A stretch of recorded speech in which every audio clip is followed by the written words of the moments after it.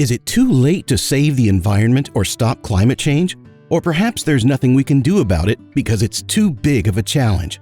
Did you know that there are, in fact, 6 ways to use technology to stop climate change for good? In this video, we'll tell you what they are and let you judge whether it's possible. Get ready!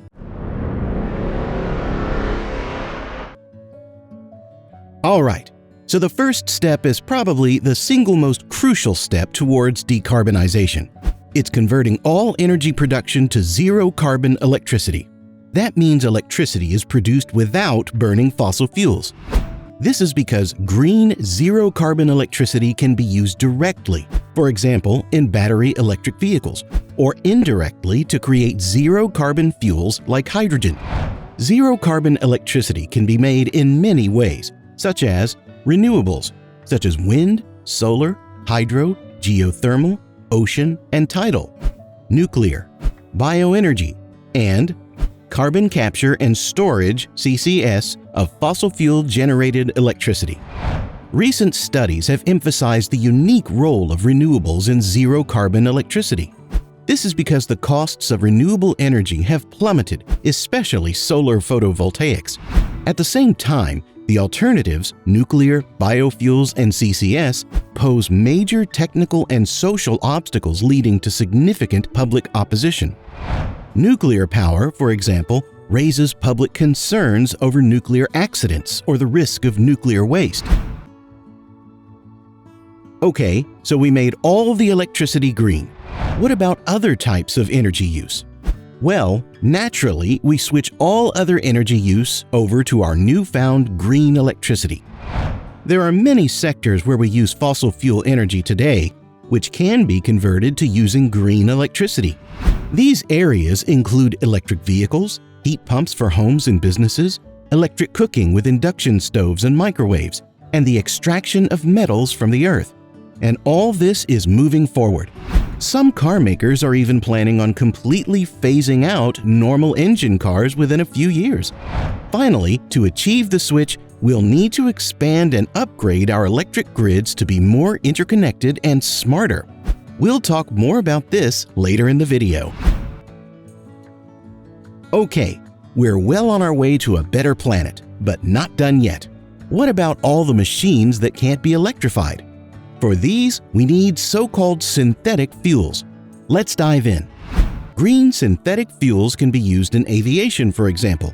Although we'll likely have electric planes in the future for flights under 1 hour, longer-haul flights will probably continue to require liquid fuels that contain a lot of energy. Enter synthetic fuels. Overall, there are many different synthetic fuels, such as hydrogen and others. These fuels can be made using that very green electricity we mentioned earlier and can even facilitate a circular economy by turning materials like waste into energy. As you probably already figured out, this third step relies on our success of the first 2 steps. Alright, on to the next one. Hopefully you'll keep watching because this is when it starts getting interesting. We live in a digital world. So why aren't our power grids digital? With today's big data, artificial intelligence, and the so-called Internet of Things, we can make smart power grids. A smart grid regulates itself to shift between many sources of electricity and enables us to have low costs, despite the variability of renewable energy. A smart grid will integrate variable renewable energy from many sources and regions to smooth the variability of power generation. It can also make use of energy storage options like batteries or pumping water up into dams to store it for later release, or convert renewable energy into storable synthetic fuels. This and other actions of the smart grid all help to stabilize the supply of electricity. Moving on, materials efficiency. In our modern lives, we use a lot of plastics, metals, cement, and other industrial materials. All these emit a lot of carbon during their production. Ever heard the term reduce, reuse, recycle? Well, materials efficiency is about the last 2, getting better at reuse and recycling in all industries. When we get more efficiency and use fewer input materials to produce what we need, we emit less carbon. Easy! finally, the sixth step is getting smarter about how we use our land. Did you know that agriculture contributes up to a quarter of all greenhouse gas emissions? It's bad. Carbon is emitted from the direct use of fossil fuels in machinery, in the production of chemical fertilizers, and from deforestation and the degradation of farmlands around the world.